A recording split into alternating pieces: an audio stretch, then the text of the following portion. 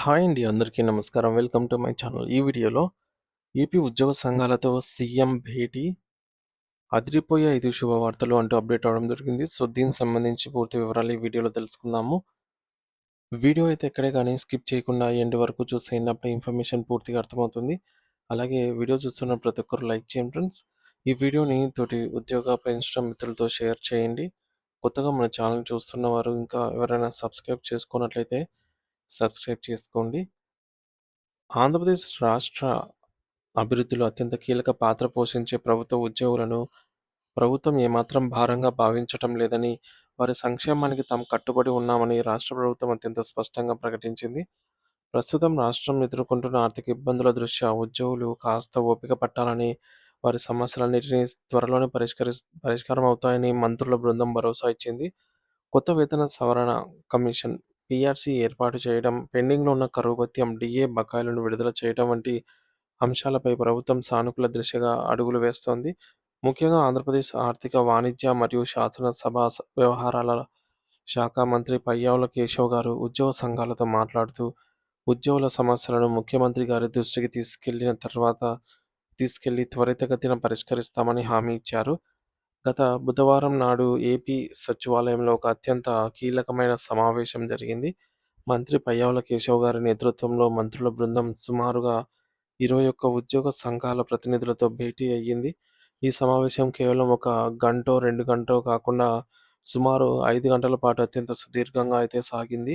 ఇంత ఎక్కువ సమయం కేటాయించటం వెనుక ఉన్న ముఖ్య ఉద్దేశ్యం ఏమిటంటే, ప్రతి ఉద్యోగ సంఘం ఎదుర్కొంటున్న సమస్యలను మూలాల నుంచి అర్థం చేసుకోవటం మరియు వారికి ప్రభుత్వంపై నమ్మకం కలిగించటం. సమావేశం ముగిసిన అనంతరం ఆర్థిక మంత్రి మీడియాతో మాట్లాడుతూ 21 సంఘాలు లేవనెత్తిన ప్రతి అంశాన్ని తాము నోట్ చేసుకున్నామని, వాటన్నిటిని కూడా క్రోడీకరించి ఒక నివేదిక రూపంలో ముఖ్యమంత్రి శ్రీ నారా చంద్రబాబు నాయుడు గారికి సమర్పిస్తామని చెప్పారు. అయితే ఉద్యోగ సంఘాల నుంచి ప్రధానంగా 12వ పీఆర్సీ ఆహ్, ను తక్షణమే నియమించాలని, కమిషన్‌ను నియమించాలని, అలాగే కొత్త పీఆర్సీ అమల్లోకి వచ్చే వరకు మధ్యంతర భృతి ఐఆర్ ప్రకటించాలని గట్టి డిమాండ్‌లు వచ్చాయి. వీటితో పాటుగా గత కొంతకాలంగా పెండింగ్‌లో ఉన్నటువంటి టీఏలు మరియు ఇతర మెడికల్, టీఏ బిల్లులను సకాలంలో చెల్లించాలని ఉద్యోగులు కోరారు. ఈ డిమాండ్‌లన్నిటిని కూడా ప్రభుత్వం సానుకూల కోణంలోనే చూస్తోందని మంత్రి గారు పేర్కొన్నారు. ఉద్యోగులు మరియు ప్రజాప్రతినిధులు వేరు వేరు కాదని, మేమంతా ఒక కుటుంబం అని ఆయన అభివర్ణించారు. ఉద్యోగులు మరియు ప్రభుత్వం అంతా కలిసికట్టుగా పనిచేస్తేనే మళ్ళీ రాష్ట్రం అభివృద్ధి పథంలో ముందుకు వెళ్తుందని ఆయన ఆకాంక్షించారు. మంత్రి పయ్యావుల కేశవ్ గారు ఒక గొప్ప మాట చెప్పారు.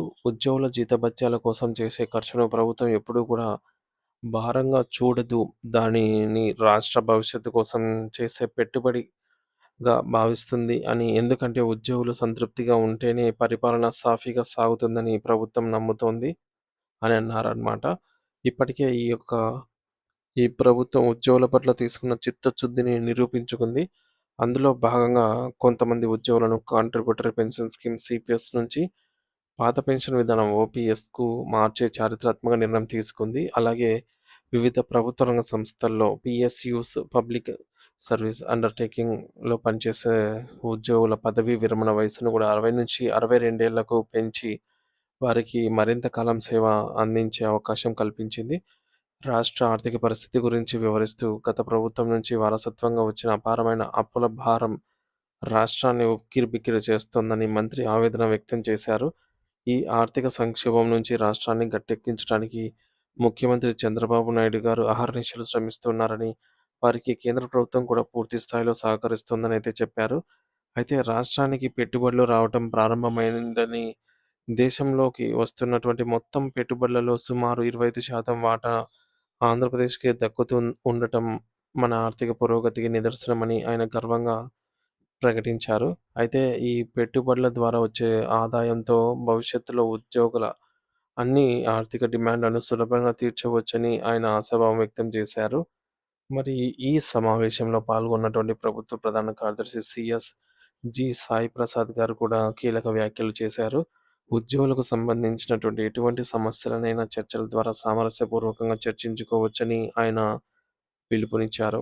అయితే వివిధ శాఖల్లో ఉన్నటువంటి సమస్యలను పరిశీలించి వాటిని ప్రభుత్వం స్థాయిలో వీలైనంత త్వరగా పరిష్కరించేందుకు చర్యలు తీసుకుంటామని భరోసా ఇచ్చారు. అంతకుముందు సర్వీసెస్ హెచ్ఆర్ఎం శాఖ ప్రత్యేక ప్రధాన కార్యదర్శి సిఎస్ఎస్ రావత్ గారు సమావేశానికి వచ్చిన వారందరికీ కూడా స్వాగతం పలికారు. అయితే పెండింగ్‌లో ఉన్నటువంటి సర్వీస్ మ్యాటర్స్ మరియు ఇతర అపరిష్కృత సమస్యలపైన ప్రతినిధుల నుంచి వివరాలు అడిగి తెలుసుకున్నారు. మొత్తానికి ఈ సమావేశం ఉద్యోగులందరిలో ఒక కొత్త ఆశను, ధీమాను నింపింది అనైతే చెప్పవచ్చు. ముఖ్యంగా ప్రభుత్వం ఉద్యోగులను భారంగా కాకుండా రాష్ట్ర అభివృద్ధికి అవసరమైన పెట్టుబడిగా అయితే భావిస్తోంది. త్వరలోనే 12వ పీఆర్సీ నియామకం ఐఆర్ ప్రకటనపై ముఖ్యమంత్రి సానుకూల నిర్ణయం తీసుకోనున్నారు.